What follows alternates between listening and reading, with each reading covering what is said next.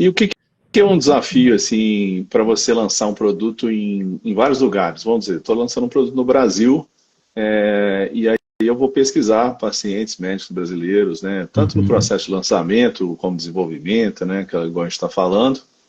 Queria que você me falasse um pouquinho assim sobre o perfil até dos médicos, pacientes fora do Brasil. E somando uma outra pergunta também, queria que você contasse para a gente um pouquinho sobre pesquisa mesmo, né? A gente tem pesquisas quantitativas, igual são feitas no ASO, né? De volume, de produto, de embalagem, de N coisas que podem ser feitas, né? Para entender necessidades. Eu lembro que tinha até pesquisa observacional, né? Você coloca lá o produto para o médico, orienta ele, fica observando ele, filmando ele, Isso, usando ali, né? Do isso. laboratório. Então, tem vários tipos de pesquisa, né? Eu queria que você me contasse, assim, essas pesquisas variam globalmente também, mas quais são os desafios globais e tipos de pesquisa que a gente pode fazer para mitigar esse desafio, né, de lançar um produto que ninguém quer, né, que você falou. Isso. Então, eu acho que tem vários níveis em que a gente explora, em que a gente utiliza as pesquisas para poder explorar a inteligência de mercado, tá? É, então, assim, primeiro, eu poderia falar sobre um nível em que a gente busca entender as particularidades de cada região, porque existem diferenças entre os mercados.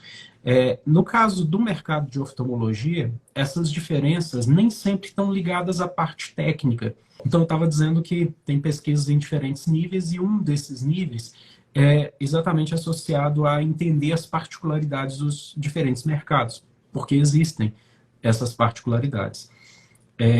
Quando a gente trata Pronto. desse mercado de oftalmologia, a gente observa é, diferenças não muito associadas à parte técnica, ou seja, uma boa lente intraocular utilizada para ou recomendada para um paciente na Europa, ela também normalmente vai ser muito boa para um paciente aqui no Brasil ou para um paciente nos Estados Unidos. Então, do ponto de vista de característica técnica, não muda muito. Mas quando você vai para outros aspectos, como, por exemplo, a forma como esse produto ele é comprado, aí você tem diferenças importantes. Por quê? Você tem situações em que, ou determinados mercados, em que tipicamente quem paga pelo produto é o próprio paciente, é o mercado privado. O paciente vai lá, se consulta com o médico, vai fazer a cirurgia, o médico indica a lente, o paciente vai, paga pela cirurgia, que inclui a lente que está sendo indicada. Agora, tem outras situações em que o processo funciona por meio de reembolsos de empresas de seguro de saúde. E aí, quando é por meio de reembolsos de seguro de saúde, você tem particularidades em relação às características que aquela lente precisa ter para se enquadrar dentro das regras de reembolso daquelas empresas. Em outras situações, você tem mercados públicos, em que a compra é feita por órgãos governamentais.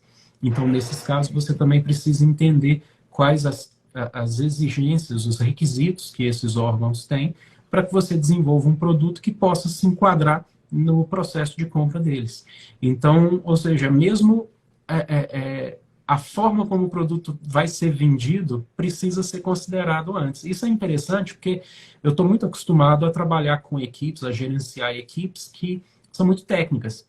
São engenheiros, são físicos, químicos, biólogos, que estão normalmente preocupados, ou até se encantam muito mais pelos desafios técnicos. Eles estão preocupados em resolver problema, em fazer conta, em fazer simulação no computador. São as coisas que eles naturalmente foram treinados para poder fazer e fazem muito bem. Mas aí quando você traz esses outros aspectos, porque, de novo, não adianta o produto ser muito bom tecnicamente, se ele não puder ser vendido, porque eu não consigo encaixá-lo nas regras de compra das seguradoras de saúde, por exemplo, não tem muita utilidade, né? Eu não vou conseguir fazer o produto chegar até as mãos de quem precisa, no caso, os pacientes e os médicos. Então, a pesquisa começa com esse nível. Depois, um segundo nível, aí sim, de um ponto de vista mais técnico, onde a gente busca entender quais são as necessidades que eu preciso atender com aquele produto, com aquele novo produto que eu vou desenvolver, tá? Então, isso é um ponto interessante porque para a gente poder diferenciar um produto da concorrência, esse produto ele precisa entregar valor, tá? Então, ele precisa resolver algum problema, atender a uma necessidade daquele cliente, né? Então, quando eu digo que ele precisa agregar valor, é importante pensar que valor é um conceito relativo. O que representa valor para mim é diferente do que representa valor para o meu cliente. Então, eu preciso saber o que representa valor na perspectiva desse meu cliente. Daí, a ideia de pesquisas qualitativas, quantitativas, muitas vezes também entram nesse aspecto, observacional, como você mencionou, também contribuem, elas são extremamente úteis, porque me permitem extrair informações sobre o que o cliente percebe de valor. Então, questões como, por exemplo, o que é o problema para aquele cliente, né? Qual é o problema dele? O quão grave é esse problema? Quantas vezes por dia esse problema atrapalha a vida dele? Que tipo de solução seria o ideal na perspectiva dele? Quando a gente começa a refletir sobre isso, a gente começa a fazer um exercício de empatia, em que a gente se coloca no lugar do cliente. Mas para eu conseguir me colocar no lugar do cliente, eu preciso saber dele. Uhum.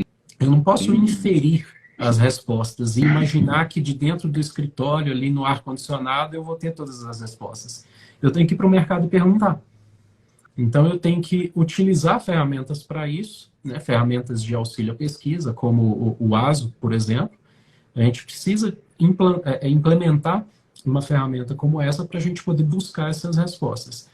Eu costumo dizer que a gente precisa perguntar para as pessoas certas, para a gente poder conseguir obter respostas adequadas para as perguntas certas. Aí sim, com base nisso, a gente vai conseguir desenhar um escopo de projeto que vai ter mais chance de entregar um produto de sucesso.